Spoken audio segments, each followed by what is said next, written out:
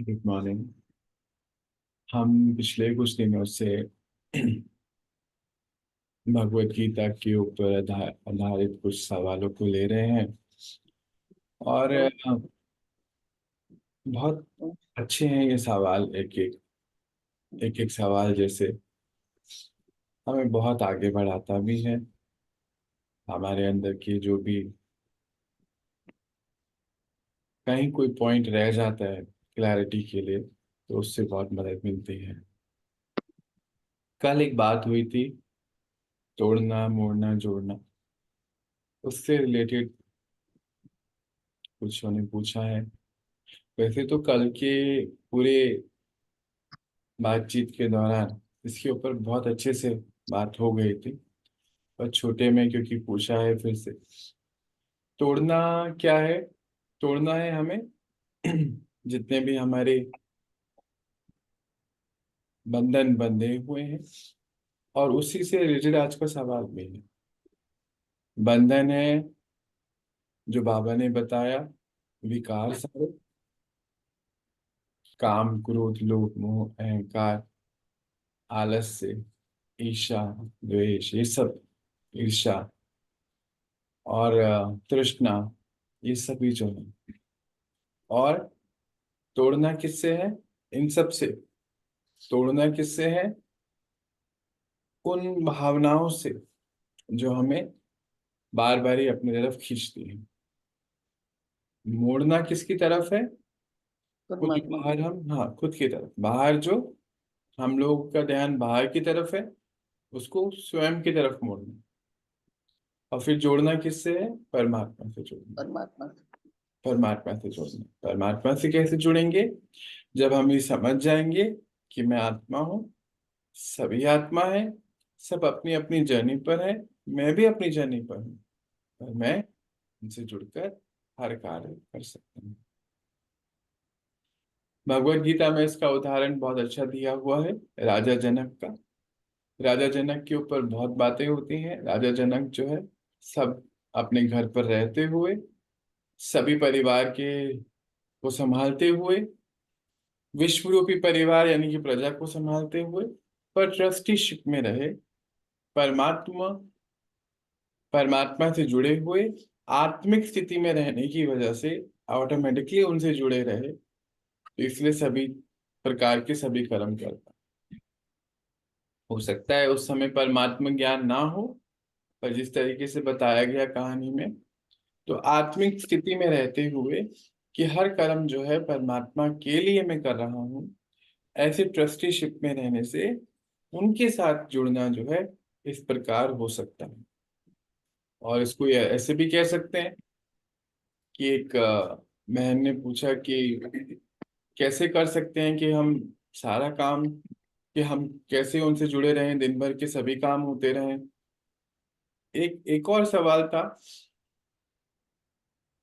Effortless process क्या होता है, ऑटोमेटिक प्रोसेस क्या होता है, भगवत गीता में इसके बारे में लिखा हुआ है, तो उसके लिए क्या करना चाहिए? तो वो क्या बात है? वो यही वाली बात है कि अगर हम अपना हर कर्म मन से समर्पित कर दें परमात्मा को, कि मैं आत्मा, आपका इंस्ट्रूमेंट, आप मुझे यूज करके जो कार्य कराना चाहते हैं आप कराएं, तो फिर एफर्टलेस प्रोसेस हो जाएगा ना, तो फिर उनको कराना है। और ये अनुभव भी आप देखेंगे कि वो अपना कार्य कराते चले जाएंगे, थकावट नहीं। इसी को हम्म। भगवद गीता में कहा कर्म योग। बहुत बड़ा चैप्टर है कर्म संन्यास योग का। इसी को कहा गया कि संन्यास किससे लेना है? बाहर की सभी कुरीतियों से, सभी अवगुणों से, विकारों से। और योग में कि मैं आत्मा ट्रस्टी बन अपनी सारी जिम्मेवारियां संभालते हुए, जो मेरी अब नहीं है वो उनकी है, मुझे तो बस करना है, ऐसी हम्म। स्थिति में रहते हुए हम अपने हर कर्म को अर्पण कर सकते हैं। तो इस तरीके से आप इसको तोड़ना, मोड़ना और जोड़ना को समझ सकते हैं। अब आज के कुछ सवाल हम ले लेते हैं। आज का एक सवाल है कि बताया गया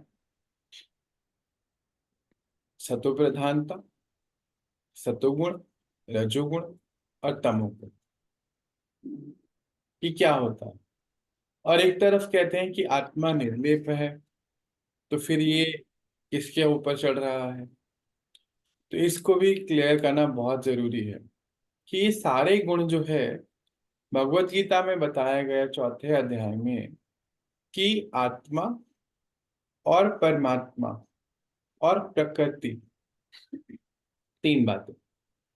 आत्मा सो परमात्मा कहने की वजह से कंफ्यूजन क्रिएट हो गया।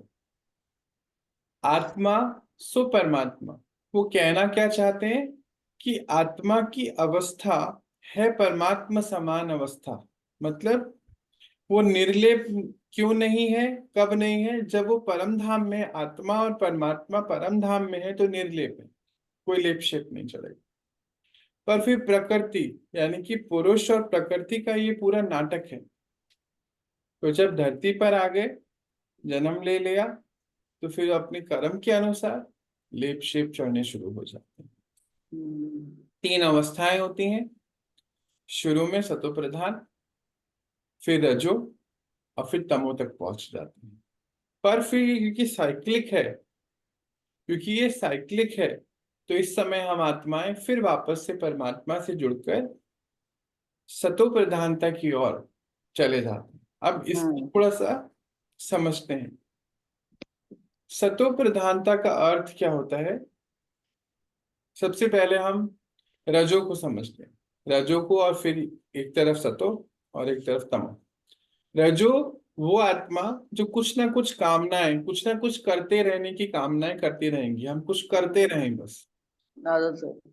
हाँ, बस करते जाएंगे करते जाएंगे करते जाएंगे, कामनाएं पूरी होएगी ही नहीं, कुछ ना कुछ कर्म भी करते रहेंगे। लौकिक में ज्यादा कर्म करने वालों को अच्छा माना जाता है, पर कर्म करने वाली बात नहीं यहाँ पे हो रही है। वो क्या बात है अभी समझते हैं, मतलब कुछ ना कुछ करते रहने। इधर अब चलते हैं तमो प्रधान। तमो प्रधान आत्माएं जो है आलस्य में ज्यादा रहती, कुछ करना नहीं चाहते, उनको मजबूरी है कुछ करना। उठने से लेके रात तक जो भी कर्म करने, क्योंकि कर्म तो करने पड़ेंगे, ऑप्शन ही नहीं कर्म क्षेत्र में, तो बहुत मजबूरी के वशीभूत होके वो कर्म करते हैं। अब सतो प्रधान को देखते हैं। सतो प्रधान आत्माएं क्या करना है, कब करना है, कैसे करना है, इसकी सारे उनके पास नो हाउ है। जैसे कोई ऑटोमेटिक सिस्टम है, एफर्टलेस, जिसको कह रहे थे ना कि एफर्टलेस प्रोसेस क्या होता है, इनका एफर्टलेस प्रोसेस है। क्या करना है, कब करना है, कितना करना है, यहाँ पे कुछ नहीं होता है। अब फिर वापस से हम पहुंचते हैं तमो प्रधान। आलस्य क्योंकि प्रबल है, आलस्य अधिक होने की वजह से आत्मा में जो गुण है, आत्मा में जो गुण है कौन सा, हम आत्माएं ज्ञान स्वरूप है, तो ज्ञान का गुण जो है कार्य नहीं करता है, बुद्धि काम नहीं करती। जो भी काम करते हैं वो मैनुअली करना चाहते हैं, बुद्धि का यूज नहीं करते, बुद्धि बल यूज नहीं करते, शारीरिक बल यूज करते हैं। और आलस्य ज्यादा होने की वजह से, क्योंकि बुद्धि पूरा चैप्टर ही बंद है, क्लोज्ड बुद्धि है, बुद्धि जजमेंट नहीं ले पाएगी, आदतों के आधार पे चलना चाहती है। अगर कुछ भी कहेंगे तो बोलेंगे कि हाँ हमें इस चीज की आदत है और इस चीज की आदत नहीं है। या अगर कोई भी नया कार्य आएगा तो कहेंगे कि हमने ये काम कभी किया ही नहीं है यानी कि हमें आदत नहीं है, हमें इस बिस्तर पे सोने की आदत नहीं है, ये नया है। हमें 4 बजे उठने की आदत नहीं है, हमें ये दूध पीने या नहीं पीने की आदत है। हम ये खाते हैं, ये आदत नहीं है, ऐसा कुछ भी, इस मौसम की आदत नहीं है, इन कपड़ों, मतलब वो आदतों पे डिपेंडेंट है, बेहोशी की स्थिति है, रोबोट। तो भगवत गीता में बड़ा सुंदर शब्द ऐसे लिखा गया कि ये आत्माएं जो हैं ये अपने विकास के लिए कुछ कर नहीं पाती हैं।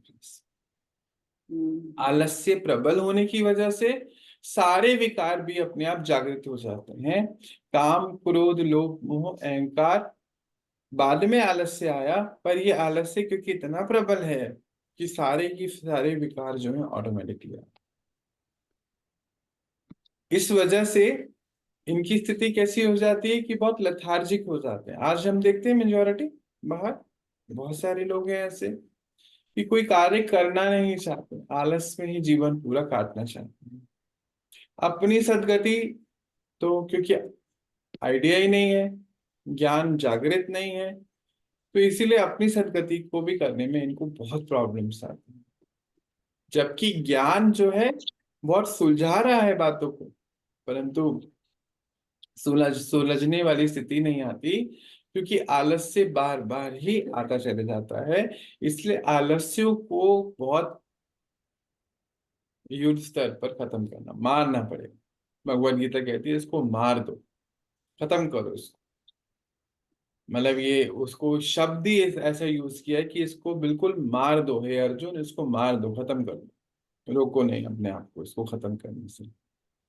अच्छा, अब इसी के बाद रजो की बात करते हैं। रजो प्रधान आत्माएं जो है, रजोगुणी आत्मा जो है, वो समझती सब है, सब समझती हैं, पर जब कर्म में लेकर आना होता है तो उसको करने का, या फिर जो मैनुअल कर्म जो कर रहे हैं, क्योंकि हर पल कुछ ना कुछ करते रहना, खाली नहीं बैठ सकते।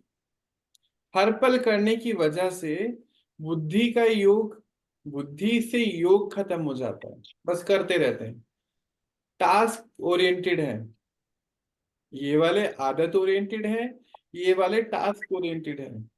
एक टास्क आया उसको कंप्लीट किया, बीच में दूसरा टास्क आ गया तो उसको छोड़ के दूसरे पे चले गए, तीसरा आया तो दोनों को छोड़ के तीसरे पे चले गए, और फिर सभी कंप्लीट नहीं, फिर बोझे में आ जाते। ये आत्मा आलसी नहीं है, पर बुद्धि से योग नहीं है, बुद्धि बिल्कुल साइड करी हुई है, तो पता ही नहीं चलेगा कि ज्ञान का गुण जो है, पर पूरा जो है यूज में नहीं। ज्ञान का ये लिप्त तो हो रहा है ना। अभी आपने निर्लेप की बात पूछी थी, और एक बंदे ने, एक भाई बहनों में से किसी ने एक की पूछा था कि ये रजोगुणों और तमोगुणों को बताओ, तो इसी की बात हो रही कि इसमें चेकिंग करनी।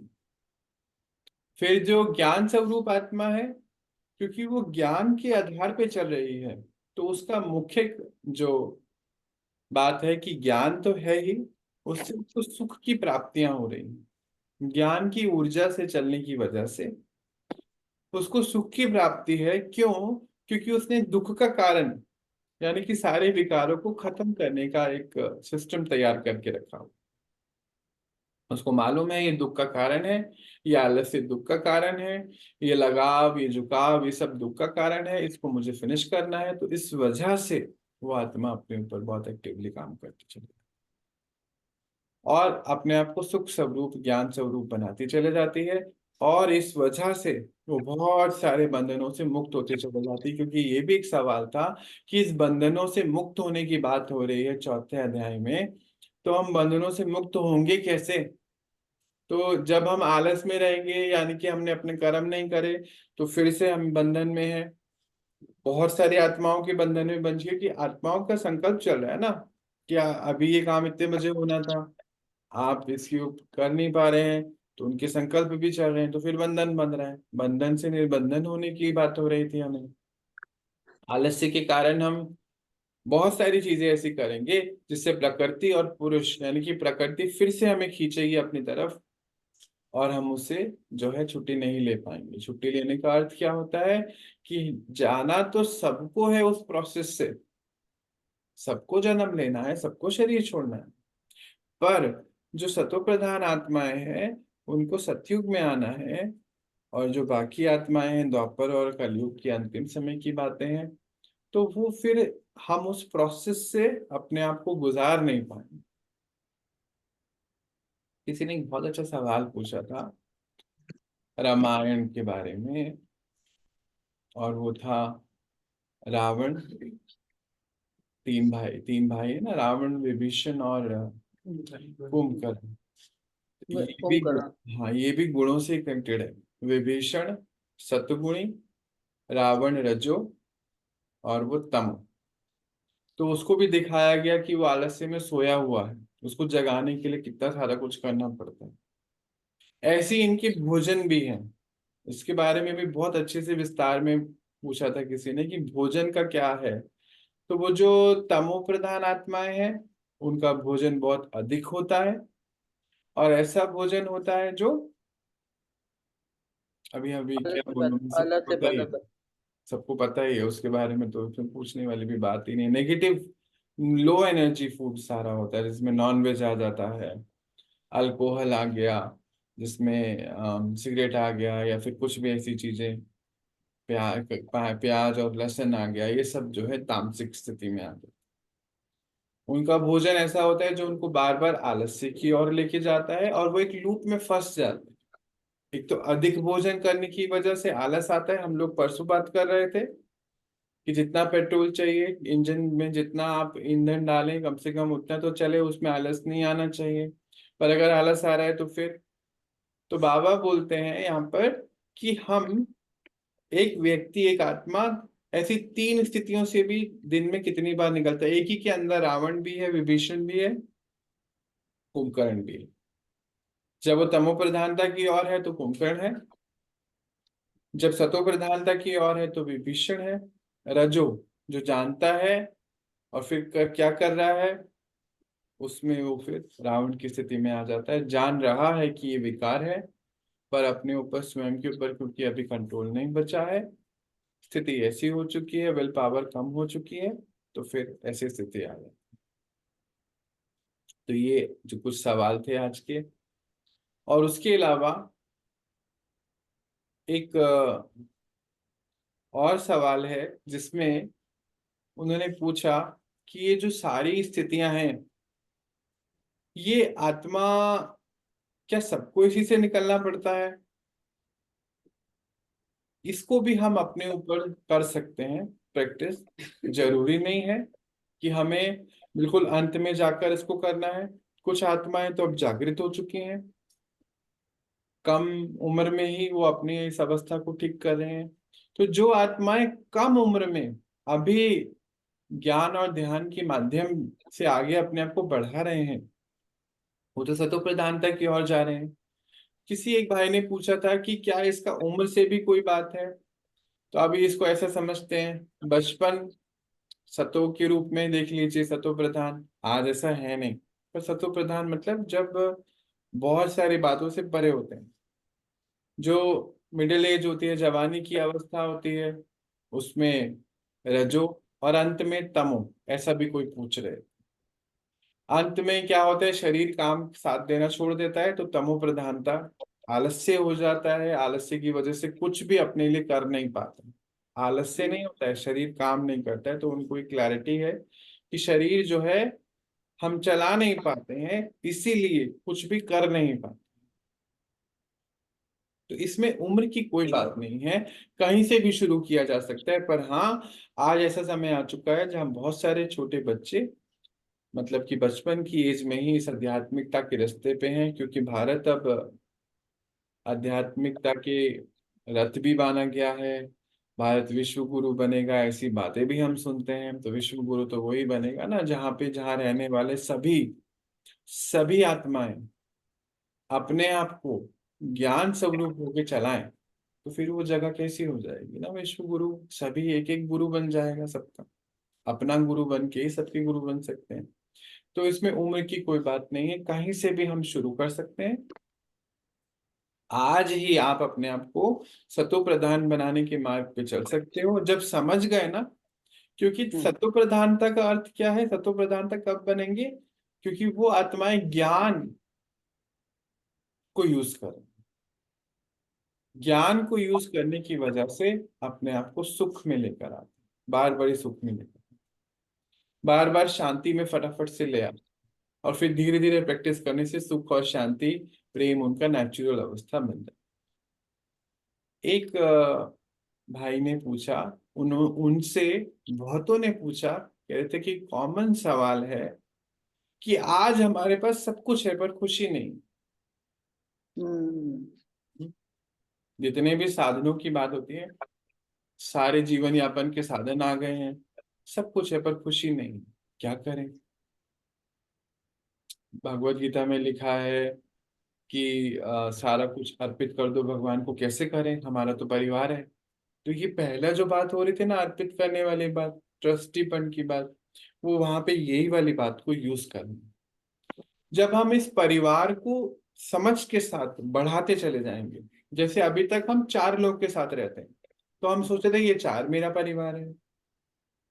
हम्म। फिर जब हम ये समझ गए कि ये विश्व रूपी परिवार है, तो फिर 4 से वो हमारे पड़ोसी का परिवार बनेगा, फिर एक सोसाइटी एक परिवार, फिर एक सिटी सिटी एक परिवार, मानो ऐसे मानसिकता अपनी कॉन्शियसनेस को बढ़ाया जा सकता है। और सब कुछ परमात्मा को अर्पित करने का अर्थ ये होता है कि हम अपनी दृष्टि को समभाव में धीरे धीरे धीरे लेके चले जाएं। पहले तो ट्रस्टीपन कि परमात्मा के लिए हम कार्य कर रहे हैं, तो कुछ सब कुछ उनके लिए है। और दूसरा, हमारी ऐसी स्थिति की समभाव में कि जो भी मुझे मिलेगा ये विश्व रूपी परिवार का एक सदस्य है, और मेरे द्वारा वो जो कराना चाहेंगे, वो जो दिलाना चाहेंगे उसको, वो उसको मिल जाएगा, वो मैं नहीं कर रहा। तो जब हम ऐसी स्थिति में आ जाएंगे, तो उसके लिए जो खुशी नहीं है, खुशी इसलिए नहीं है क्योंकि हम खुशी जो है अभी दे नहीं रहे हैं, किसी को नहीं दे रहे। सुख अगर हम देना शुरू कर देंगे, खुशी हम देनी शुरू कर देंगे, बांटनी शुरू कर देंगे निस्वार्थ होकर, तो ऑटोमेटिकली जो है खुशी सुख शांति सब हमें मिलना शुरू हो जाएगा। बांटेंगे कैसे? ये हमारी अपनी अवस्था है, वाइब्रेशन से ऐसा होता है। खुशी बांटने का अर्थ समान बांटना नहीं होता है। आज सबके पास है, खुद ही बोल रहे हैं सभी संपन्न है। खुशी बांटने का अर्थ है कि जब हम किसी भी आत्मा को वो जो है जैसे है समझ के साथ एक्सेप्ट कर लें कि हर एक आत्मा की अपनी अपनी जर्नी है, हर एक आत्मा अपने कितने बर्थ से पता नहीं कौन कौन से संस्कार लेकर आई है, इसके बारे में हमने कल भी बात करी थी। तो जब समझ के साथ इसको अपना लेंगे, बेहद की दृष्टि हो जाएगी, तो उस आत्मा को हम खुशी दे पाएंगे, सुख दे पाएंगे, शांति दे पाएंगे, प्रेम दे पाएंगे। उसको देने की जरूरत ही नहीं है, ऑटोमेटिकली हमारे से रिलीज होता चले जाएगा वाइब्रेशन के द्वारा। और क्योंकि हमसे जाता जाएगा तो अपने आप आता भी चले जाएगा। इसके लिए हमें राजयोगा की प्रैक्टिस जो भगवत गीता कहती है वो करनी है। और भी बहुत सारे सवाल हैं। सवाल है दिनचर्या को लेकर भी, दिनचर्या और मनचर्या। बहुत सुंदर भगवत गीता के 11वें अध्याय में इसके बारे में बात हो रही है। तो वो पूछ रहे हैं कि ये दिनचर्या और मनचर्या क्या होती है। दिनचर्या तो हमें पता है, ये मनचर्या क्या टर्म है हमें समझ में नहीं आता। तो परमात्मा शिव ने हमें बताया कि दिनचर्या जो पर डे आपके जो भी काम है, टाइम टेबल आपका, और मनचर्या मतलब जिसमें मन को भी आपने कोई काम दिए कि नहीं, क्योंकि आप आत्माएं बहुत शक्तिशाली हैं। मन के द्वारा एक कर्म और शरीर के द्वारा एक कर्म कर सकते हैं। 2 कर्म इकट्ठे करने के लिए हम ट्रेंड हैं। जैसे उदाहरण के तौर पे कि हम न्यूज़पेपर पढ़ते हुए अपने ख्याल में, अपने मन में ऐसा रख सकते हैं कि घर में मान लीजिए आप नीचे बैठे हैं या एक रूम में बैठे हैं और बगल वाले रूम में कुछ बच्चे खेल रहे हैं, तो आप न्यूज़पेपर पढ़ते हुए मन के द्वारा अटेंशन रख सकते हैं कि बच्चे सब सही तो हैं, किसी को कोई चोट या दिक्कत तो नहीं है। झाड़ू लगाते हुए किचन में खाना बन रहा है, आपने गैस पर या किसी चूल्हे पे कुछ रखा हुआ है, तो अटेंशन मन के द्वारा कि देखना भी है मुझे, तो मन में एक कर्म चल रहा है और शरीर के द्वारा झाड़ू लग रही है, न्यूज़पेपर पढ़ा जा रहा है, यानी कि 2 कर्म। तो परमात्मा कहते हैं कि आप बच्चे मन के द्वारा मुझसे जुड़ जाएं। भगवत गीता में एक शब्द दिया है, मन मना भव। तो फिर आप बच्चे मन के द्वारा मुझसे जुड़ जाएं और तन के द्वारा इस दुनिया में जो भी कर्म करते रहेंगे, आपकी योग क्षेम की जिम्मेवारी मेरी है, यानी कि हर कर्म की जिम्मेवारी उस परमात्मा की है, ऐसा वो बता रहे हैं। तो इसको बोला जाता है दिनचर्या मनचर्या। मनचर्या में हम अलग सोमान ले सकते हैं। जैसे आज का सोमान हम ले सकते हैं कि मैं आत्मा ज्ञान स्वरूप हूँ, तो क्या करना है, कब करना है, कैसे करना है, ऑटोमेटिकली हो जाएगा। इसमें भूलने का कोई सवाल नहीं होता। कई आत्माएं कहती हैं हम भूल गए, प्रोसेस भूल गए। इट मीन्स कि हमने, हमारा मन कहीं और था जब हम काम कर रहे थे, मैनुअल काम कर रहे थे, तब शरीर शरीर के बल से काम कर रहे थे, बुद्धि बल से हमने यूज नहीं किया उस समय उसको। बुद्धि को हमने एक अलग साइड पे रखा और बस किसी ने हमें कुछ बताया, हमने वो काम कर दिया। फिर ऐसे केस में हमारा मन कहीं और था, मतलब मन से नहीं करा। तो मन मन का जो चार्ट है, मन मना भव का अर्थ भी ये रहता है कि मन हमारा परमात्मा में लगे होने की वजह से सामने जो भी सीन आ रहा होता है, एक्यूरेटली हम उस सीन को क्रॉस करते हैं। क्योंकि वहां से दो शब्द आए थे, हमने कुछ दिन पहले भी देखे थे, शक्ति और सामर्थ्य दोनों हमें मिलते चले जाते हैं और ऑटोमेटिकली हम अपना काम करते चले जाते हैं। ये कुछ एक सवाल ऐसे हैं जिनके बारे में हमने कहीं ना कहीं पीछे विस्तार में बातें करी हुई हैं। पर क्योंकि आपने पूछा और आपको ये था कि हमें जरूर इसके ऊपर कुछ ना कुछ पॉइंट मिले, तो आपको जरूर इसमें मुझे लगता है लाभ मिलना चाहिए। अब ऐसे कोई भी सवाल हो आपके किसी के भी, तो आप पूछ सकते हैं। और इसी में से हम आगे अपने बातचीत को आगे बढ़ा सकते हैं। आज हम इतना ही देखते हैं। शांति। मन को शिव बाबा से जोड़े रखने का क्या प्रोसेस है, क्या अर्थ है? अर्थ तो चलो समझ में आ गया, प्रोसेस नहीं समझ में आया। बहुत अच्छे। मन को बाबा से जोड़ने के लिए हमें पहले अपने आप को सरेंडर करना चाहिए, मन से ही। क्योंकि हम शरीर से सरेंडर कर सकते हैं, तन मन धन की बात होती है। मन बीच में आया, तन से भी कर सकते हैं, धन से भी कर सकते हैं, इजी है। पर मन से ही करना थोड़ा डिफिकल्ट भी है, पर असंभव नहीं। धीरे धीरे हम कर सकते हैं इसको। जब हमने अपना तन परमात्मा को दे दिया, तो तन को चलाने वाला कौन है? मैं, आत्मा। तो यानी कि आत्मा भी परमात्मा की हो गई।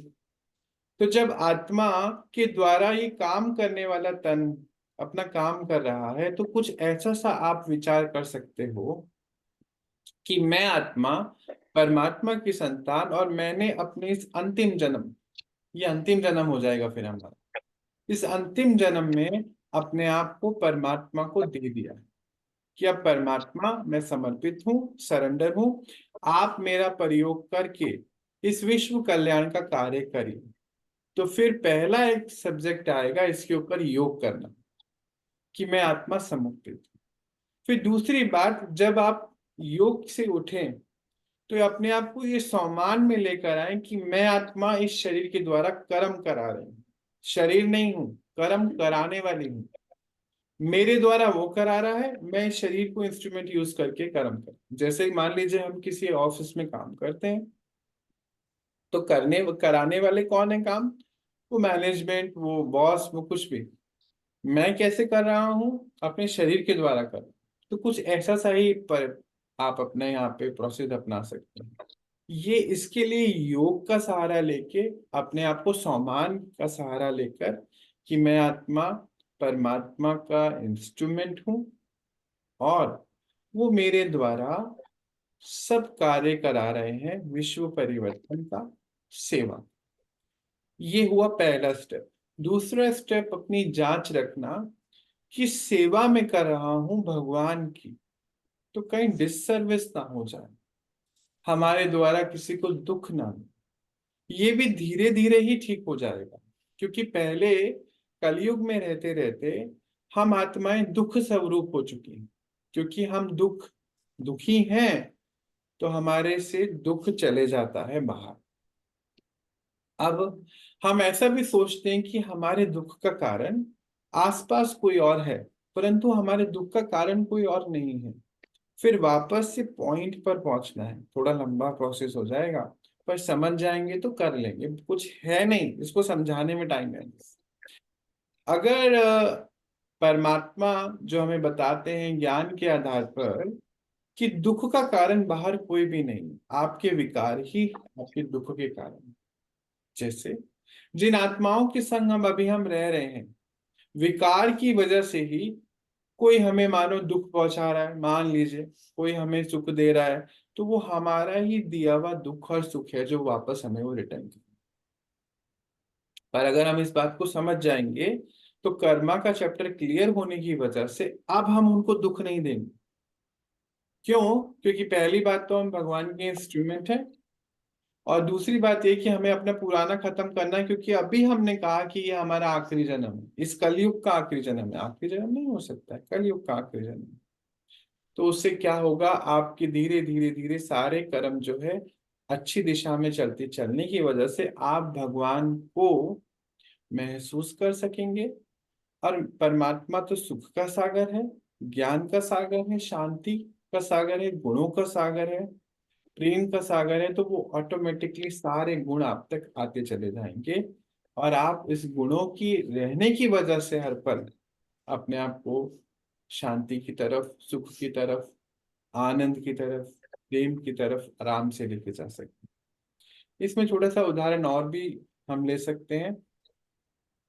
मैं अभी समराइज भी करूंगा, नहीं तो पूरा प्रोसेस ही भूल जाएंगे।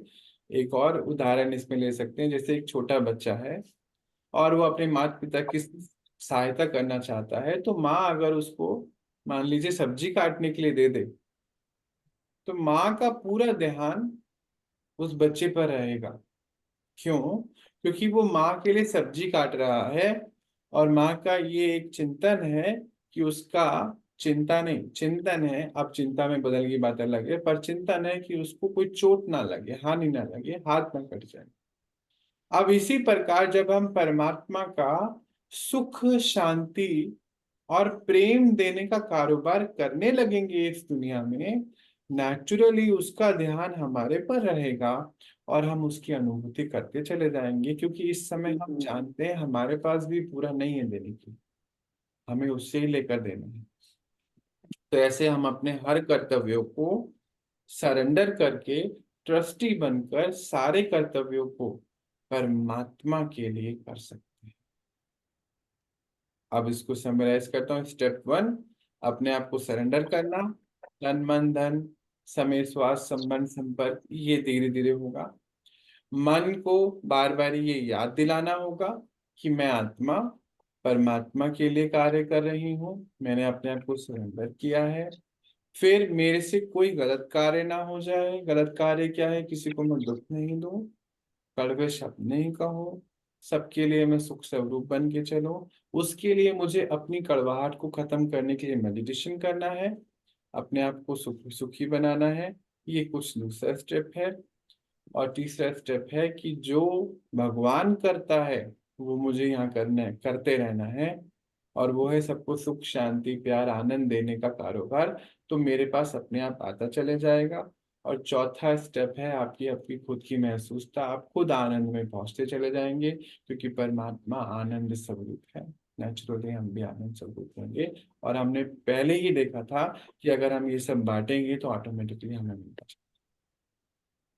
तो ऐसे हम भगवान के लिए सारे कर्म अपने अर्पित कर सकते, हर कर्म कर सकते हैं। जैसे कि खाना खाने बैठे, तो मैं आत्मा परमात्मा के इस इंस्ट्रूमेंट को, शरीर को खाना खिला रही हूँ, तो ऑटोमेटिकली आपका वो खाना प्रसाद बन जाएगा, आपका डाइजेशन सिस्टम एक्टिवेट हो जाएगा, अच्छे से काम करना शुरू करे, क्योंकि आप उसको खिला रहे हो ना, उसको खिला रहे हो। जैसे मानो कि कोई मालिक है, उसका जो ड्राइवर है, वो ड्राइवर अपने मालिक की गाड़ी साफ कर रहा है, तो उसकी भावनाएं कितनी अच्छी हो जाती है कि नहीं नहीं, मेरे मालिक को यहाँ जाना है, इस फला मीटिंग में जाना है, इतनी बड़ी पर्सनैलिटी से गाड़ी साफ होनी चाहिए, कार बिल्कुल साफ होनी चाहिए, कार चमकाएगा दो दो तीन तीन बार दिन में।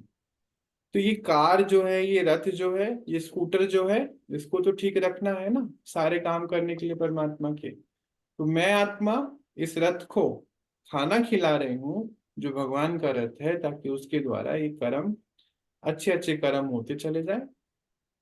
परमात्मा का जो कारोबार है वो अच्छे से चलता चले जाए। तो खाना खाने बैठे तो ये सामान ले सकते हैं, सोने बैठे सोने जाएं, तो मैं आत्मा परमात्मा की इंस्ट्रूमेंट बाबा के पास जा रही हूँ सोने के लिए। शरीर छोड़ के चले गए, तो शरीर में आना और शरीर छोड़ने से शरीर की आसक्ति खत्म हो जाती है और हमें आ भी जाता है। नहाने से, नहाने जाएं तो मान लें मैं आत्मा इस रथ को साफ सुथरा कर रही हूँ क्योंकि परमात्मा इसको यूज करता है। खाना भी ऐसा वैसा खा नहीं सकते फिर, क्योंकि जब ये शरीर परमात्मा यूज कर रहा है तो सात्विक भोजन अपने आप आ जाएगा ऑटोमेटिकली। सोना उठना, फिर हम इन आंखों के द्वारा कुछ भी देख नहीं सकते क्योंकि मैं आत्मा मेरी इन आंखों का, अब मेरी जो रही नहीं, वो यूज कर रहा है कर्म करने के लिए, तो मैं कैसे कर सकता हूँ। तो मोबाइल पे हम ये न्यूज आदि और ये सब जो जहाँ पे समय इतना व्यर्थ हो रहा है हमारा, वो ऑटोमेटिकली बंद होता चले जाएगा। मैं आत्मा इस वाणी के द्वारा अनेक आत्माओं को सुख शांति दे रही हूँ, उनका कल्याण कर रही हूँ। अब शब्द नहीं हम कह सकते, इसी से सेल्फ कंट्रोल आ जाएगा, जिसको बाबा कहते हैं कर्म इंद्रिय जीत। तो इस प्रकार जो है हम सब कार्य जो जो भी हम कर रहे हैं छोटे छोटे अटेंशन के साथ, छोटे छोटे सम्मान के द्वारा हम अपने आप को 100% ट्रस्टीशिप पे लेके जा सकते हैं। और आप अनुभव करेंगे कि जब हम ऐसे करने लगेंगे तो जैसे परमात्मा ही हमें चलाएगा, हमारा उठना बैठना खाना पीना सब कुछ वो हमें सब कुछ करके देता है, ये हमारे अनुभव होने शुरू हो जाए। तो ऐसे आप कर सकते, आप समझ पाए, बहुत लंबा है, इसको सुनना पड़ेगा 2-3 बार। और कोई कुछ पूछना चाहता है? कोई सवाल? क्या लेके जा रहे हैं आज आप सभी? ओम शांति भाई जी। समझो। चैप्टर तो बहुत बड़ा रहा और इसमें जो है एक चीज है कि हम दिन में अवस्था बदलती रहती है।